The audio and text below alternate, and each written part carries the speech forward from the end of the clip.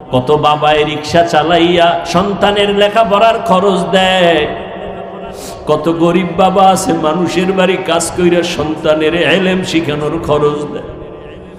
ঘরের মধ্যে স্বামী আর স্ত্রী মরিচ দিয়ে খায়, আর মাসের টাকাটা সন্তানের জন্য মাদ্রাসায় পাঠায়, আমার সন্তান যেন কষ্ট না পায়। ওই সন্তান দেখে না মা বাবা মরিচ দিয়ে খানা খায়। মাঝে মাঝে বাবার মনে চাইতো ইলিশ মাছ দিয়া খানা খাবে, কিন্তু কিনার মতো টাকা ছিল না। আম্মা জানের মাঝে মাঝে মনে চাইতো আঙ্গুর বেদানা খাবে, কিনার মতো টাকা নাই। ও সন্তানেরা, আজকে তোমার ফ্রিজ ভরা মাছ, আজকে তোমার ঘর ভরা ফলের অভাব নাই, কিন্তু যারা আফসোস করিয়া কষ্ট করে গেল আজকে তারা সাদা কাফনের প্যাকেট হয়ে কবরে গেল। তোমার ওই মাছ এখন কে খাবে? ফল এখন কারে খাওয়াইয়া কলিজা ঠান্ডা করবা? এমন একজনারে কি মাছ খাওয়াইতে পারছো যেই লোকটা মায়ের জন্য দোয়া করছে? এমন এক ব্যক্তিকে কি ফল খাওয়াইতে পেরেছো যে তোমার মা বাবার জন্য দোয়া করেছে? না, বরং তোমার জীবন যৌবন দিয়া যে স্ত্রীর পিছনে সব ব্যয় করো, সেও যদি স্বার্থে আঘাত লাগে তোমার বিপরীত চলে যায়। এরে আল্লাহর গোলাম মুহাম্মদুল্লাহ হাফিজি রহমাতুল্লাহ আলাই 13 বছর বয়স আম্মাজানকে কৌশল করে বললেন, মা আমি একটু দূরে যাব, আসতে দেরি হবে, না আসলে তুমি দেরি হলে মনে কষ্ট নিবা না, আম্মা তুমি অনুমতি দাও, তোমার অনুমতি ছাড়া যাইতে পারবো না। মুহাম্মদুল্লাহ হাফিজি রহমাতুল্লাহ আলাই এই কথা বলার পরে মা বললেন, যাও রে বাবা তাড়াতাড়ি আইও। এবার নোয়াখালী থেকে যেই এলাকায় তার বাড়ি, প্রায় 25 মাইল চাঁদপুর এলাকা, হেঁটে হেঁটে চলে গেলেন। তিনি ওই সময় কিছু প্রাইভেট কোরআন পড়াইতেন, সেখানে 1.5 টাকা পাইছেন, 1 টাকা 50 পয়সা, ওইটাই তার পুঁজি নিয়ে রওনা। যাইয়া এবার ওই পানিপথ এলাকায় যাবেন, কিন্তু সমুদ্রে স্টিমারে চলতে হবে। স্টিমারে চললেন, কিন্তু স্টিমারের ভাড়া অনেক, কে দিবে? এবার নদীর পারে পারে হাঁটতেছেন আর বললেন, আল্লাহ তুমি একটু কুদরতের বা দয়া আমাকে নিয়ে যাও পানিপথ এলাকায়, আমি সেখানে যাব, বড় মাদ্রাসায় পড়ব, আলেম হব। মুহাম্মদুল্লাহ হাফিজি রহমাতুল্লাহ আলাই হাঁটতেছেন, হঠাৎ দেখে তার মতো একটা লোক এখানে হাজির। এই বাবা তুমি এখানে কেন? আমি পানিপথ যাব। কয় আমিও যাব, আমার বাড়ি সেখানে। একজন পীর সাহেবের ভক্ত হইয়া এক পর্যায়ে আমি নিয়ে আমার টেনে নিয়ে আসছে, আমি এবার পালাইয়া রওনা দিছি, থাকতে চাই না, স্টিমারের ভাড়া আমি দিয়া দিব, কোনো টেনশন নাই, চলো। চেহারাটা ছিল অত্যন্ত সুন্দর, দেখলেই মায়া লাগে। এবার মুহাম্মদুল্লাহ হাফিজি স্টিমারে রওনা। হঠাৎ পীর সাহেবের এলাকা অতিক্রম করতে গিয়া ওই জায়গায় গোয়েন্দা বাহিনী খবর পাইল স্টিমারে যাচ্ছে পীরের মুরিদ। দরিয়ারা নামাইয়া রাখলো। মুহাম্মদুল্লাহ হাফিজি চিন্তা করলেন, আমার কাছে যাওয়ার ভাড়াটা পর্যন্ত নাই, আমি কেমনে যাই? ও যখন নামলো আমি ওখানে নেমে যাই। এবার নেমে গেলেন। এবার কি করবেন? একা একা হাঁটতেছেন আর আল্লাহর কাছে কান্না করতেছেন। বান্দা বা আল্লাহ পাক দিলের কান্নাটা বেশি পছন্দ করেন। আল্লাহ দিলের দিকে তাকাইয়া থাকেন, কলবের কি হালাত। তোমার উপরে জামা কাপড় সুন্দর, কিন্তু কলবটা সুন্দর না। আল্লাহর কাছে তোমার কোনো দাম নাই, কিন্তু তোমার জামা কাপড় অত সুন্দর না, কলবটা বড় সুন্দর। মাওলা বসার আয়না বানাইয়া দিছে তোমার কলব। এবার তুমি যদি আল্লাহকে একবার আল্লাহ বলে ডাক দাও, জবাব পাইতে দেরি হবে না।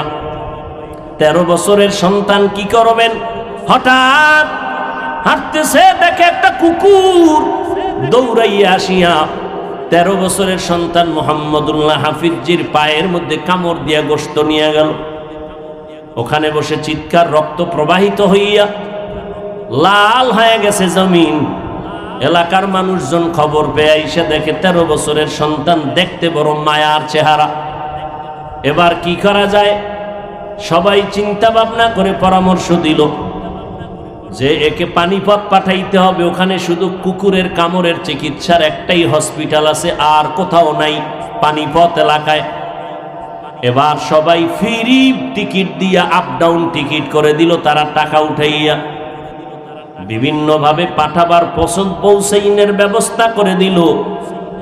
এবার হাফিজি মুহাম্মদুল্লাহ রওনা হয়ে গেলেন, আল্লাহর কুদরতের ব্যবস্থা হয়ে গেল। আল্লাহর নবী বলেন, ক্বালান নবী সাল্লাল্লাহু আলাইহি ওয়া আলিহি ওয়া সাল্লাম, মান সালাকা তরিকান ইয়ালতামিসু ফীহি ইলমা সাহালাল্লাহু লাহু তরিকান ইলাল জান্নাহ। যারা আল্লাহর ইলম শিখার জন্য, আল্লাহর পরিচয় লাভের জন্য পথ অতিক্রম করে, আল্লাহ কুদরতের দ্বারা জান্নাতের পথ তার জন্য আরো আসান করে দেন, বান্দা যেন সহজে আগায় যাইতে পারে। মুহাম্মদুল্লাহ হাফিজি ট্রেন যোগে রওনা হয়ে গেছেন। ওই মাদ্রাসার কিনারা দিয়ে যখন হসপিটালের দিকে যাচ্ছে, ওখানে গিয়ে চিকিৎসা নিলেন। এরপরে মাদ্রাসা আসলেন। আসার পরে এমন একটা টাইমে হাজির হয়েছেন, মাদ্রাসা এখন কোনো ভর্তি চলে না, ছাত্রর কোঠা শেষ। এবার মুহতামিমকে গিয়া, প্রিন্সিপালকে গিয়া মুহাম্মদুল্লাহ হাফিজি বললেন, হযরত मैं बंगाल से आया हो, আমি বাংলাদেশ থেকে আসছি এলেম শিখার জন্য, আমার একটু দয়া করে ভর্তি করেন। এবার বলে, তোমার ভর্তি কেমনে নিব, এখানে থাকার কায়দা নাই, আমাদের কোঠা পূরণ হয়ে গেছে।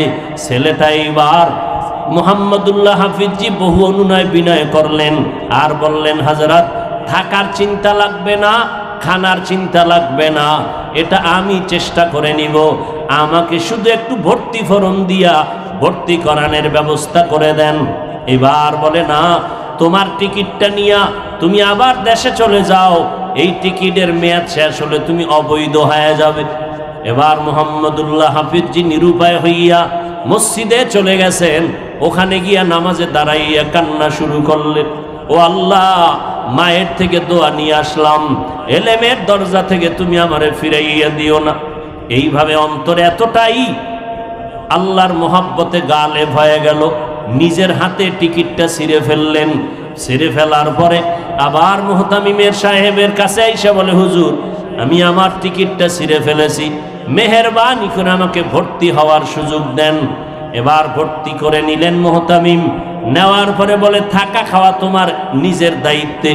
এবার থাকবে কোথায়?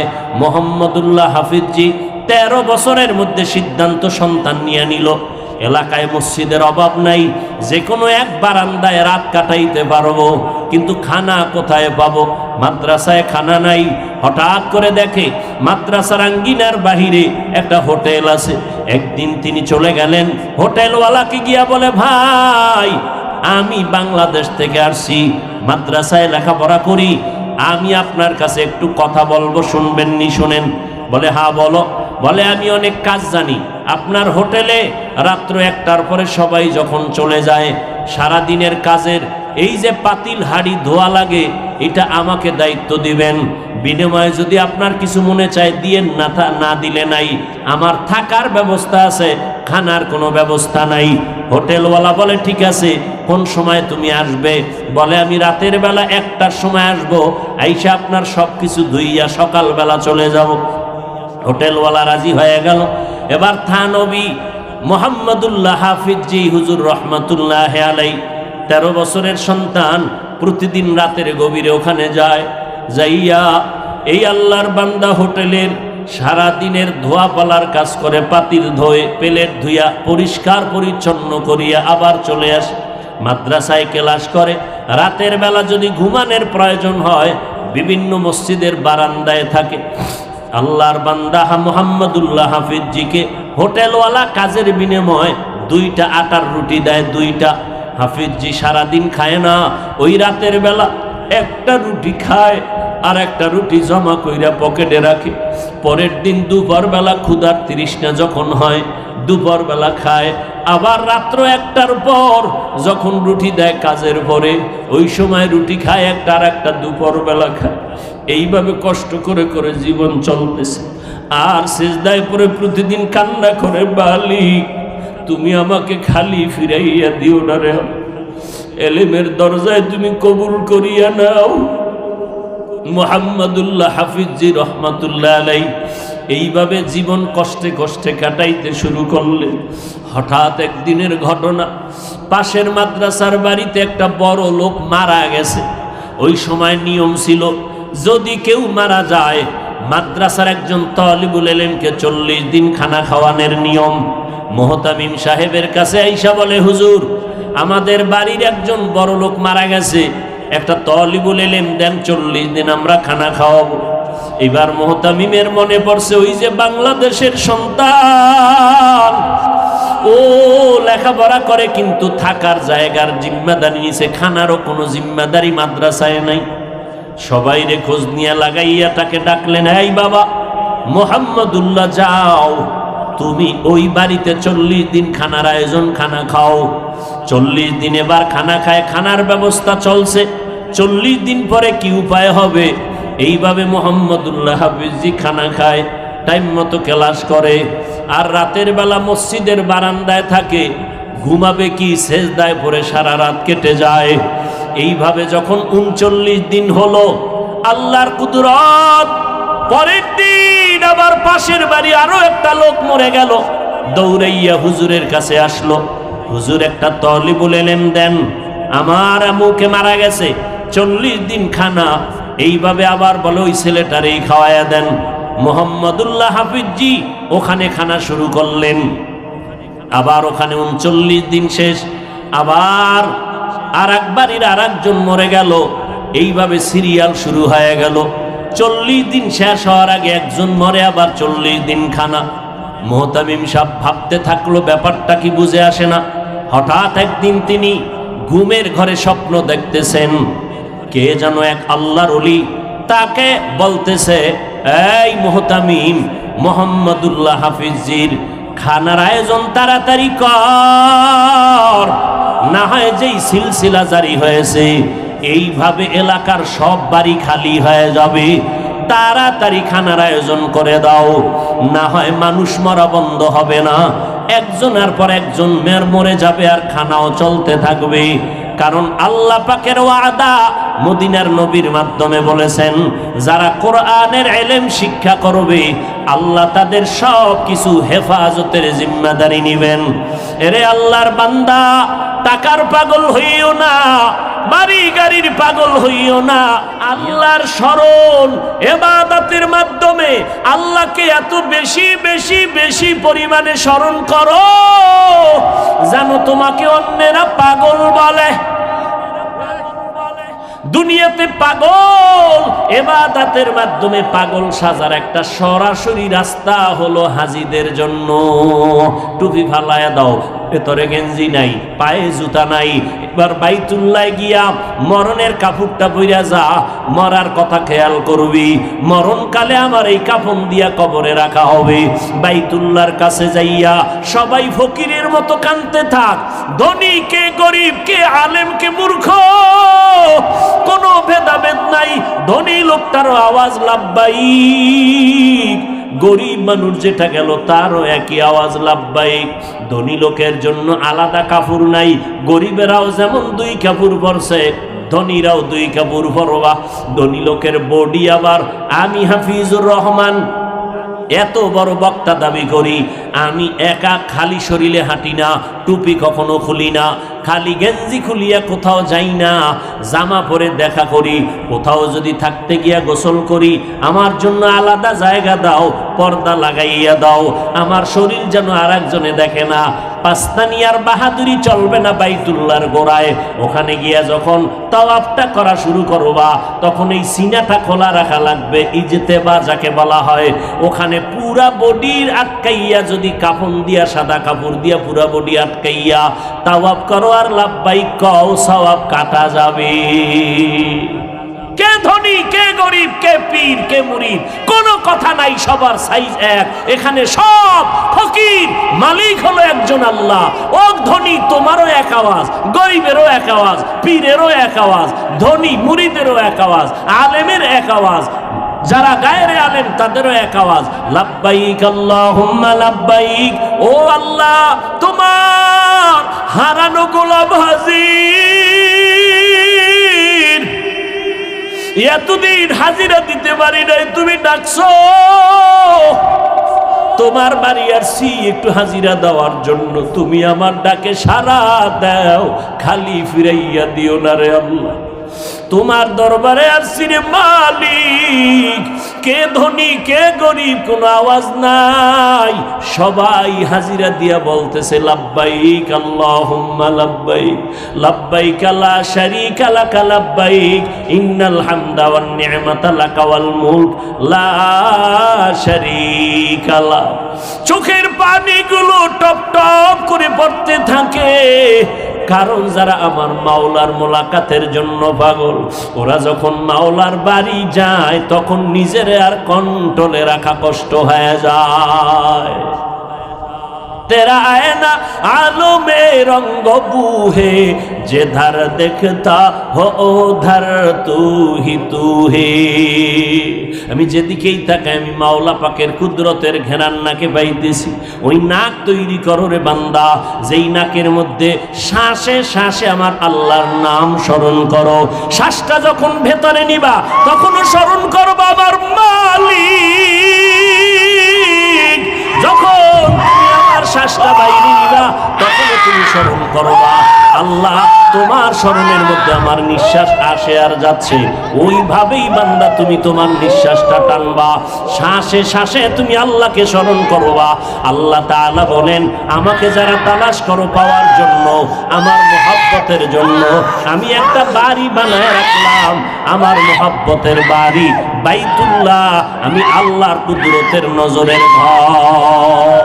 हकीकत से तू दुनिया बेखबर है, दुनिया की नुमाइश पर नजर है।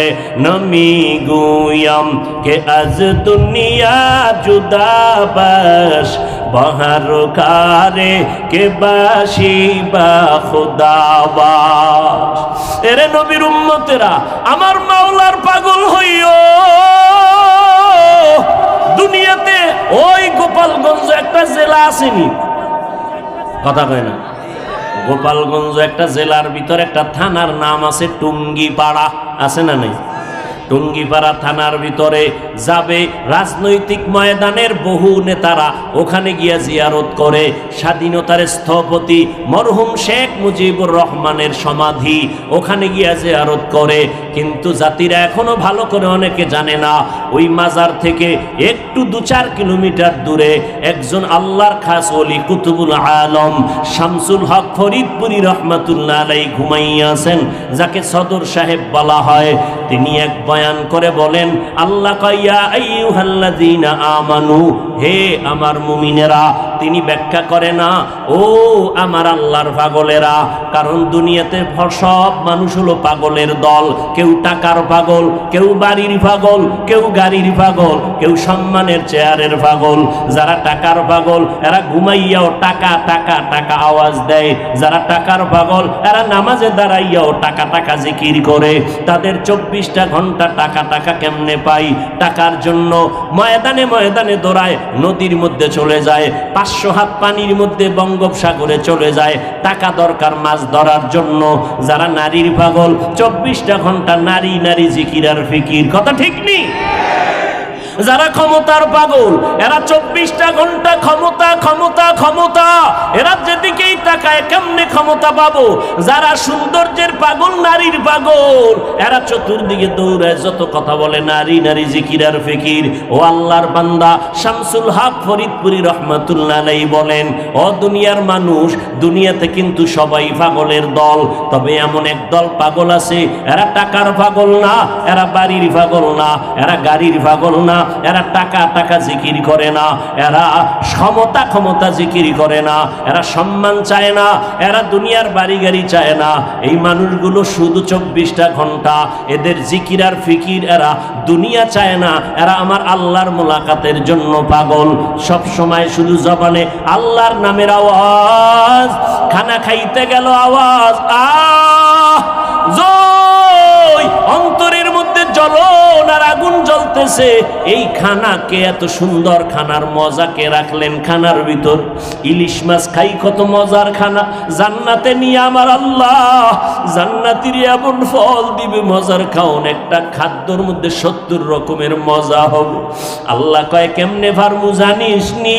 ও বঙ্গোপসাগরের কিনারার মানুষেরা, নজর করিয়া দেখ, একটা ইলিশ মাছের মধ্যে কত মজা আল্লাহ ঢুকায় রাখলেন।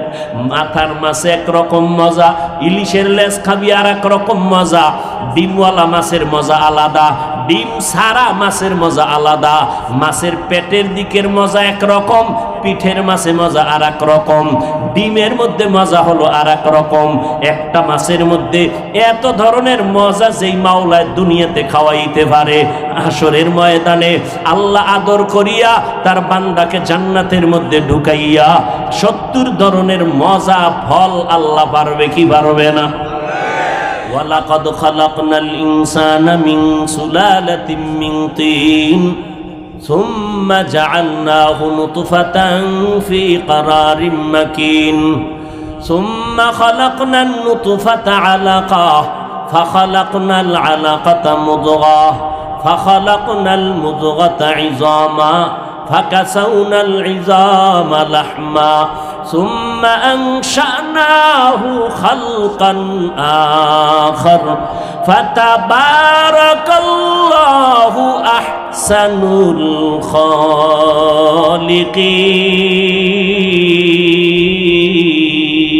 الخالقين আল্লাহ বলেন, আমি শক্ত মাটির থেকে মানুষ তোমারে বানাইছি, এটারে আমি 40 দিন শোধন করাইয়া ফেরেশতার মাধ্যমে জমাট রক্ত বানাইছি। রক্ত যেহেতু মানুষের জীবন পরিচালনার একটা মূল চাবিকাঠি, রক্ত না থাকলে মানুষ বাঁচে না। আমাদের শরীর তাজা রাখার জন্য রক্ত আসল না? এজন্য আল্লাহ পাক শরীরের বড় একটা অংশকে ইঙ্গিত করে বললেন, আমি তোমাকে রক্ত থেকেই সৃষ্টি করেছি, জমাট রক্ত। দ্বিতীয় কথা, নাপাক পানি। যদি তাই হয়, মাটির সৃষ্টি কেমনে হলো? আল্লাহ তাআলা এমন সুন্দর করে বলেছেন, নাপাক পানিটাই আমি মায়ের বাচ্চা, মায়ের গর্ভে নিয়া ফেরেশতার মাধ্যমে এটাকে রক্ত বানাইছি। 40 দিনের শোধন করে করে আবার এই রক্তটা গোশতের টুকরা, এর উপরে হাড্ডি, এর উপরে গোশত, এরপরে সুন্দর একটা নতুন আকৃতির। ফ্যাক্টরির থেকে কখনো লবণ আসে না। আমার আল্লাহ কেমন কারিগর, কেমন মিস্ত্রি। মা একটা ফ্যাক্টরি, একই মায়ের গর্ভ থেকে 5টা সন্তান আল্লাহ দান করেছেন। এর মধ্যে কারো চেহারার সাথে অন্যের চেহারার কোনো মিল নাই, কারো কণ্ঠের সাথে অন্যের কণ্ঠের আওয়াজের মিল নাই। আবার কাউকে ছেলে কাউকে মেয়ে বানাইছেন। আবার একই ফ্যাক্টরির সম্পদ, কারো 2টা চোখ নাই, কারো 2টো হাত নাই, কারো 2টো পাও নাই, কারো মুখ দিয়া খানা খায়, জবানের মধ্যে কথা বলার আওয়াজ নাই। কুদরত কার? কাদের কুদরত দারি বার কামাল, আন্তা রব্বি আন্তা হাসবি জুল জালাল, তুহি কাদের জলিলুল্লাহ জাহাদার, বহর হালে তুহি মেরা নেগাহদার। নাপাক পানির থেকে যদি বানাই, মাটির থেকে কেমনে আমাদের সৃষ্টি হলো? এবার শুনেন তার জবাব। আল্লাহ বলেন, মিনহা খালাকনাকুম। আল্লাহ মাটির থেকে ডাইরেক্ট বানাইছেন আদম নবীরে, ডাইরেক্ট তাজা মাটির থেকে সৃষ্টি করেছেন আমার আল্লাহ নিজে, কুদরতের দ্বারা। কাকে? জমান খুলেন, কাকে? আদম কয়জন? একজন যদি হয় তাহলে হবে মিনহা খালাকনাকা, তোমাকে আমি সৃষ্টি করেছি মাটির থেকে। মিনহা খালাকনাকুম বললেন কেন? তোমাদেরকে সৃষ্টি করেছি মাটির থেকে। বানাইছে না আদম একা, তোমাদেরকে বললেন কেন? তোমাদের অর্থ কি একজন না অনেক? বহু বচন। আল্লাহ বহু বচনের এই সর্বনাম ব্যবহার করলেন কেন? মুফাসসিরিনে কেরাম জবাব দিলেন। 1 নাম্বার জবাব, বাবা যেই পদার্থের হয় সন্তানেরাও সেই একই পদার্থের হয়। বাবা যেই পদার্থের, সন্তানেরাও একই পদার্থের, একই ধাতুর। অতএব ডাইরেক্ট আদমকে ইশারা করে পুরা আওলাদে আদমকেও এর মধ্যে ঢুকাই দিছেন। ও আদম, তুমি একা না, তোমার যত সন্তান আসবে তারাও তোমার একই ধাতুর থেকে তৈরি, একই পদার্থের তৈরি। অতএব তোমাদেরকে মানে তুমি, তোমার আওলাদ সব আমি মাটির থেকে সৃষ্টি করেছি। নাম্বার 2, আদম আলাইহিস সালামকে আল্লাহ সৃষ্টি করে জান্নাতের মধ্যে থাকার জন্য স্থান দিলেন। জান্নাতের মনোরম পরিবেশ পাইয়া পয়গম্বর আদম গভীর ঘুমে নিমজ্জিত হয়ে গেছেন। আল্লাহ এবার কুদরতের দ্বারা আদম নবীর পেছনে পিঠের একটু হাড় নিয়ে আম্মাজান হাওয়া আলাইহাস সালামকে বানালেন। আম্মাজান হাওয়া আলাইহাস সালামকে বানাইয়া পৃথিবীর শ্রেষ্ঠ সুন্দরী বানায় রাখলেন, রূপসী রমণী। জান্নাতি পোশাক পরাইয়া জান্নাতের এক জায়গায় বসায় রাখলেন।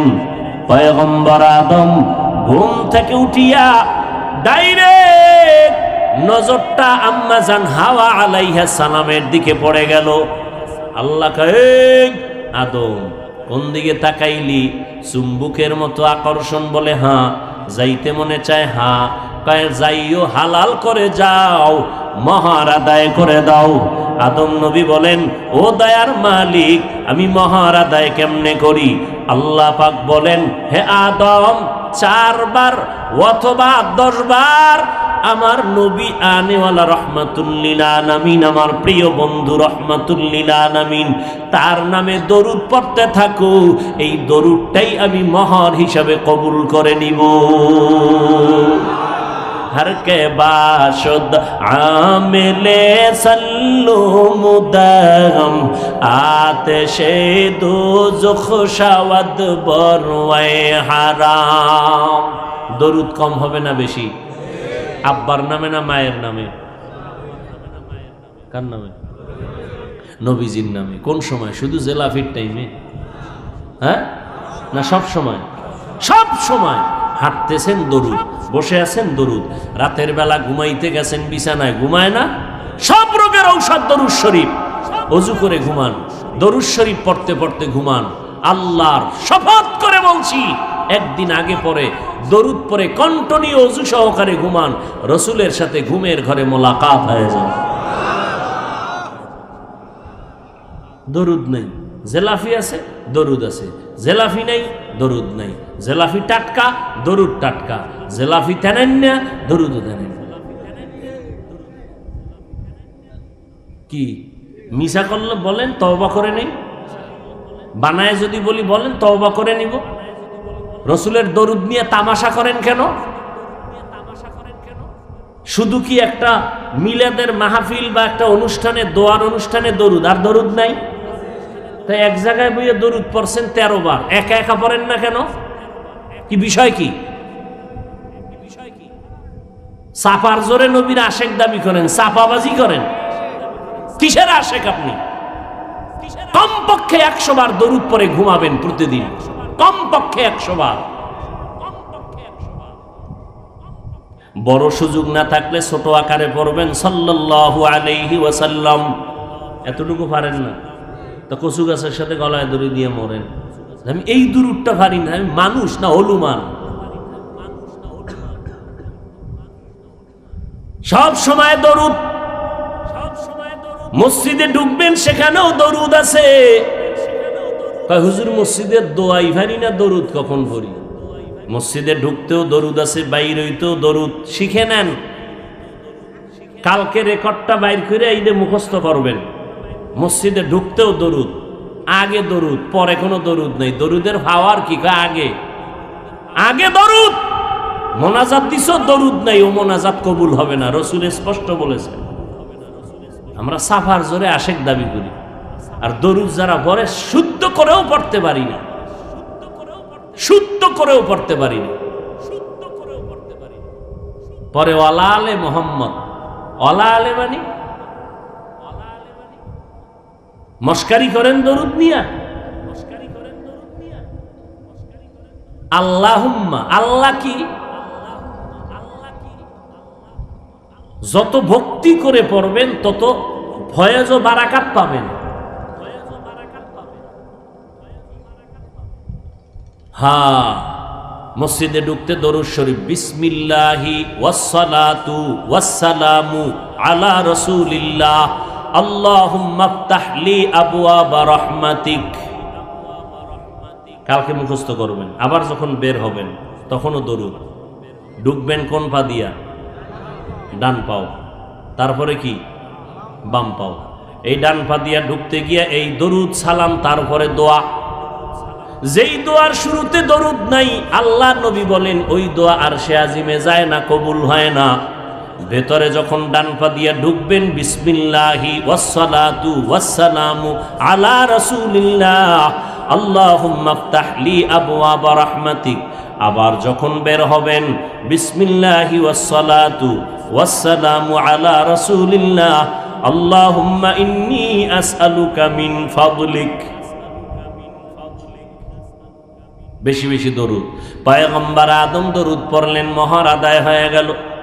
এবার দুজনকে আল্লাহ বলেন তোমরা আনন্দের জীবন যাপন করো। ইয়া আদম উসকুন আনতা ওয়া যাওজুকাল জান্নাহ ওয়া কুলা মিনহা রাগাদান হাইসু শি'তুমা ওয়া লা তাকরাবা হাযিহিশ শাজারাতা ফাতাকুনা মিনাজ জালিমিন।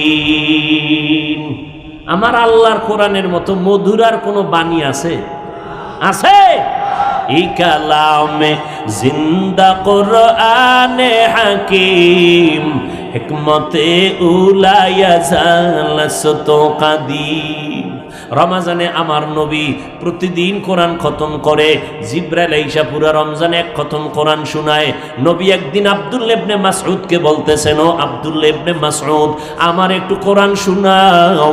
আব্দুল্লাহ প্রশ্ন করলেন, পয়গম্বর, কোরআন আপনার সিনার মধ্যে আল্লাহ জমা রেখেছেন, আপনার উপরে কোরআন নাজিল হয়েছে, আমি পড়লে কি লাভ হবে রে পয়গম্বর? আপনার জবানে যত শুনি ততই কলিজার মধ্যে আকর্ষণ তৈরি হয়। পয়গম্বর বলেন, এরে আব্দুল্লাহ ইবনে মাসউদ, নিজে নিজে পড়ার মজা একরকম, অন্যে পড়বে আর নিজে বসে বসে শুনবো, তার মজা ভিন্ন রকম। তুমি কোরআন পড়ো, আমি এক ধ্যানে কোরআন পড়া শুনি। আব্দুল্লাহ ইবনে মাসউদ বলেন, আমি কোরআন তেলাওয়াত শুরু করলাম, তাকাইয়া দেখি আমার নবীর চোখ বেয়ে বেয়ে পানির ফোঁটাগুলো পড়তেছে। হাবশার বাদশা নাজ্জাশী মুসলমানদেরকে একবার হুকুম করলো, আমার দেশ থেকে এদেরকে তাড়ায়া দাও।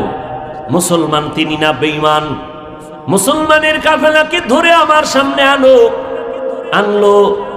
এবার মুসলমানদের একজন সেনাপতি তাকে প্রশ্ন করলো, নাজ্জাশী, তোমরা কার অনুসরণ করো? বলে, আমরা মুহাম্মদ সাল্লাল্লাহু আলাইহি ওয়াসাল্লামের আদর্শের অনুসরণ করি। তিনি কেমন নবী? ওই নাজ্জাশী অতীতের কিতাবাদি তাওরাত জবুর সব বিষয়ে কিছুটা অভিজ্ঞতা ছিল। নবীর গুণগান শুইনা একদল কাফেলা নবীর দরবারে মদিনায় পাঠাইয়া দিল, যাও আমার ওই মুসলমানের নবীর যেই গুণগান বললো এদেরকে একটু যাচাই করো, গিয়া দেখো কেমন। এবার নাজ্জাশীর পক্ষ থেকে কাফেলা যখন আসলো, নবীর সামনে এসে নাজ্জাশীর পক্ষ থেকে আসছি বলিয়া যখন সংবাদ দিল, নবী বসাইলেন, মেহমানদারি করাইলেন। এই মুশরিক ইমানদার না বেঈমান? হক না বাতিল? নবীর দরবারে আছে, কি গালি দিছে? গালি দিছে। বিধর্মী আসলে গালি দেওয়া যাবে? কি শিখছেন? নবী কি শিখাইছেন? এগুলি বললেই চান্দি গরম হয়ে যাইব ভিন্ন কিছু হুজুরদের, তাদের রুটি রুজি বন্ধ হয়ে যাবে। আল্লাহ হেদায়াত দান করুন। মুশরিকের বাহিনী এবার নবীর শ্রেষ্ঠ মুজিজার নাম কোরআন। নাজ্জাশীর পক্ষ থেকে এবার বলে, আমরা আসছি আপনাকে একটু দেখার জন্য, মোলাকাতের জন্য, আমাদের কিছু আকর্ষণীয় কিছু শোনান। নবী বিসমিল্লাহ পড়িয়া মহাব্বতে কোরআন তেলাওয়াত শুরু করলেন, নবীর কণ্ঠের তেলাওয়াত। আহা, বিসমিল্লাহির রহমানির রহিম, ইয়াসিন ওয়াল কুরআনিল হাকীম, ইন্নাকা লামিনাল মুরসালিন আলা সিরাতিন মুস্তাকিম, তানজিলাল আজিজির রহিম, لتنذر قوما ما أنذر آباؤهم فهم غافلون لقد حق القول على أكثرهم فهم لا يؤمنون إنا جعلنا في أعناقهم أغلالا فهي إلى الأذقان فهم مقمحون وجعلنا من بين أيديهم سدا ومن خلفهم سدا فأغشيناهم فهم لا يبصرون। নবী এই তেলাওয়াত সূরা ইয়াসিন শুরু করলেন, নাজ্জাশীর দল বাহিনী সব শুদ্ধ কান্না শুরু করলো। এটা কেমন একটা কিতাব, এটা ধরলেই অ্যাকশন শুরু। দেখছেননি আল্লাহ কয়জন? তিনি খালেক। তিনি কি? আল্লাহ এক খালেক, বাকি সব কি? মাখলুক বা মাখলুকত। মাখলুক সৃষ্টি করা হয়েছে, খালেক যিনি সৃষ্টি করেন। একটা আবিষ্কার করা আর একটা সৃষ্টি করা এটা এক না। সৃষ্টি হলো যেটার অস্তিত্ব ছিল না, নতুন করে অস্তিত্ব তৈরি করেছে, অস্তিত্বর নতুন জন্ম, আগে এর কোনো অস্তিত্বই ছিল না, এর নাম সৃষ্টি। আর আবিষ্কার হলো এর অস্তিত্ব কোনো না কোনো উপায় আছে, এগুলোকে এক জায়গায় করে নতুন কিছু আবিষ্কার করা। কথা বুঝেন নাই? মাইকের সাথে পিতল আছে, লোহা আছে, এগুলো কি আল্লাহর সৃষ্টি না? এগুলোকে এক জায়গায় জমা কইরা কইরা কইরা কইরা এরপরে মেশিনের মধ্যে দিয়ে একটা সুন্দর মাইক মেশিন লাইট তৈরি করেছে, এখন আওয়াজ টানতেছে, চুম্বক তৈরি করেছে। আল্লাহর দেওয়া জিনিস এক জায়গায় করে মেধা খাটাইয়া, এটার নাম আবিষ্কার। আর এই যে লোহা ধাতুটা, এটার কোনো অস্তিত্ব নাই, নতুন করে আল্লাহ যে অস্তিত্ব দিলেন এর নাম সৃষ্টি। সৃষ্টিকর্তার নাম খালেক। বাকি সব কি বলেন না কেন? মাখলুক। নবীরাও বলেন, কিন্তু কোরআন শরীফ কি খালেক? আল্লাহ। কোরআন কি আল্লাহ? সব মাখলুক ঠিক, কিন্তু কোরআন শরীফকে মাখলুক বলা হারাম। কোরআন শরীফকে মাখলুক বলা হারাম, কারণ এটা ডাইরেক্ট কালামুল্লাহ, আল্লাহর কথা। বুজুর্গ যাদেরকে আমরা ওলি বলি, তারা বলেন আল্লাহ দেখার আয়না হলো কোরআন। নিজের চেহারা কেমন দেখবা, আয়না সামনে নাও। আল্লাহকে দেখবা, কোরআন খুলো। কোরআন খুলো, তেরা আয়না আলো মে রঙ্গ বুহে, जिधर देखता हो उधर तू ही तू है। পুরা সৃষ্টি জগৎ আমার আল্লাহ দেখার আয়না, এর মধ্যে পাওয়ারফুল আয়নার নাম কোরআন। খুলো। আল্লাহরে দেখবা কেমনে? চোখের তো পাওয়ার নাই, কিন্তু জ্ঞান পাইবা যদি নাক ঠিক থাকে। तेरा आयना आलो में रंग बूहे, जिधर देखता हो उधर तू ही तू है। এটা বুঝারও মানুষ নাই, বিরোধিতা করার মানুষ আছে, বুঝে না। বুঝেন না? হায় হায় ভাইরা আমার, জান্নাতের মধ্যে আল্লাহ বললেন দুজন থাকো। থাকার বেলায় নারীদেরকে স্বামীর অধীন বানাইয়া দিছেন। নারীরা এমন জায়গায় থাকবা, স্বামী যেই জায়গায় থাকবে এখানে নারীর কোনো স্বাধীনতা নাই। কেন? নারীরে যদি স্বাধীনতা দেয় তাহলে স্বামী আর স্ত্রীর জীবন আর বাঁচবে না, জাগাত তালাক হয়ে যাবে। আল্লাহ বান্দার ক্ষতি চান না, কল্যাণ চান। এই জন্য এমন সুন্দর বিধান দিছেন, সমস্ত নারীরা স্বামীর অধীন হইয়া থাকার ক্ষেত্রে অধীন, খানার বেলায় স্বাধীন। খানার বেলায় যাবার অধীন দেয়, তাই বেজাল হইব। স্বামী বলবে আমি এখন মরিচ খাবো, স্ত্রী আমি মরিচ জীবনও খাবো না। যদি আমার অধীন খাইতে হইব, কথা তোমার ছেড়ে দিলাম, যাও। আল্লাহ বলে থাকার বেলায় সব নারীরা স্বামীর অধীন, খানার বেলায় দুজন স্বাধীন। স্ত্রীর মনে চায় তুমি অন্যটা খাও, স্বামীর মনে চায় তুমি অন্যটা খাও। খানার বেলায় কাউকে কারো অধীন বানান নাই আল্লাহ। তবে একটা কথা বললেন, ও হাওয়া মনে যা চায় খাও, ও আদম মনে যা চায় খাও। তবে একটা গাছের দিকে ইশারা করে বললেন, ওই গাছের ফল খাবা দূরের কথা, কাছেও যাবা না। ওয়ালা তাকরাবা হাযিহিশ শাজারা ফাতাকুনা মিনাজ জালিমিন। মুফাসসিরিনে কেরাম বলেন, ওই গাছটার দিকে যাইতে নিষেধ করলেন কেন? ওটা কি মাদার গাছ নি, কাঁঠাওয়ালা? কয় না। কয় কি গাছ? কয় একটা দামি গাছ। ফলগুলো কি বিষ? কয় না, বিষও না, কুড়িও না, ওটার মধ্যে মজার ফল, খাইলেই শান্তি। তা আল্লাহ নিষেধ করলেন কেন? আল্লাহ আদমরে দিয়া তার সন্তানদেরকে কিয়ামত পর্যন্ত একটা বিধান কায়েম করায় দিলেন এই কথা বলে। কি? বেঈমানেরাও খায়, তোরাও খাবি। ওরাও করে, আমরাও করি, অসুবিধা কি? হ্যাঁ অসুবিধা আছে। ওরা আমার আল্লাহর বাউন্ডারির মধ্যে থাকে না, আমি তো আল্লাহর বাউন্ডারির মধ্যে থাকি। অতএব যারা বাতেল তারা মনে যা চায় খাবে, আমার মনে চাইলে খাবো না। এই বিধানটা আল্লাহ কায়েম করার জন্য আবার ভুইলা যেন না যাও। বছরে একবার রোজার আইন কইরা কইছে, দেখ ওই জান্নাতের বিধানটা রোজা দিয়া তোর কায়েম স্মরণ করায় দেই। কয় কেমনে? কয় ইফতারির টাইমের বাকি কত? কয় আধা ঘন্টা। পেটের ভিতরে খিদা, প্রচন্ড ক্ষুধা, পেটটা পিঠের সাথে লেগে গেল, পেটেও প্রচন্ড ক্ষুধা, সামনে খানাও হাজির, পানির পিপাসা আছে 2 লিটার, পানিও রেডি, কেউ দেখবে না, দরজা লাগাইয়া টেনে টেনে পানি পান করো, খানা খাও। বলেন কোন রোজাদার দরজা লাগাইয়া একা একা পানি পান করবে নি? ক্ষুধা লাগলে তবে আগে হিসাব করবা, আল্লাহর বিধান মতে খানাটা আমার জন্য হালাল না হারাম। হিসাব করিয়া যদি খাও তো জমিনের মধ্যে তোমার কোনো বরকত নষ্ট হবে না। আর যারা হারাম খাইবা, তোমার গোশত নাপাক, তোমার রক্ত নাপাক, তোমার সন্তানগুলোই নাপাকের দ্বারা দুশ্চরিত্রবান হবে। কয়েক মাস আগে ঢাকা বাড্ডা থানার ভেতরে বাবায় মারা গেল, কোটি টাকার বস্তা রাইখা, বড় বড় 2টা শিক্ষিত সন্তান 24টা ঘন্টা বাবার সম্পদ নিয়া ভাগ বটোয়ারা করতে গিয়া ঝগড়া করলো।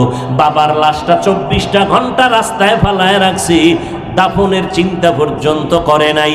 বাবার রেখে যাওয়া টাকা নিয়ে 2 ভাই ঝগড়া লাগছে, 24 ঘন্টা বাবার লাশ পরে রইল, দাফনের চিন্তাও করে নাই।